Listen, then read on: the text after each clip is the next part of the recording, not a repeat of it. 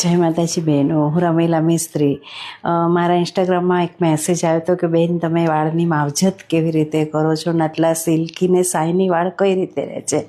તો બહેનોને હું બતાવી દઈશ કે બેન હું અઠવાડિયામાં એકવાર મસ્તી દહીં નાખું છું અને બીજું કશું જ નથી કરતી. મારું પોતાનું હેર ઓઇલ છે અને હું એ જ નાખું છું, બનાવું છું અને સેલ બી કરું છું.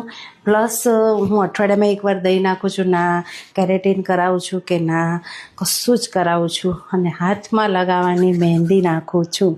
એટલે તમે પણ અઠવાડિયામાં એકવાર એવી રીતે દહીં નાખશો એટલે તમને દહીંનાથી એટલું સરસ વાળમાં ગ્રોથ થશે.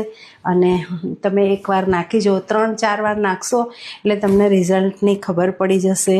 મારા વાળ જુઓ સરસ એકદમ. હજુ મેં કશું કર્યું જ નથી, દહીં નાખી ધોઈને ગૂંચ કાઢીને તમારી સામે આવી છું.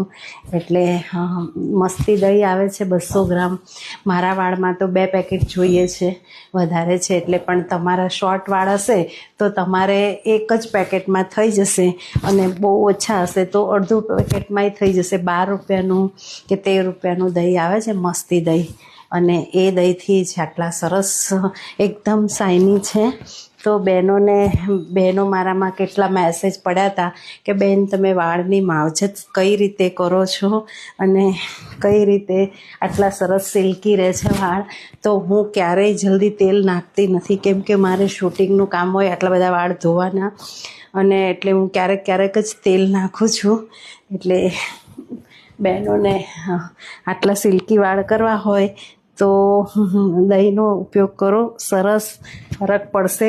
અને ફરક પડે તો મારા મેસેજમાં ચોક્કસ લખજો કે દહીંથી અમને આટલો ફરક પડ્યો. જય માતાજી.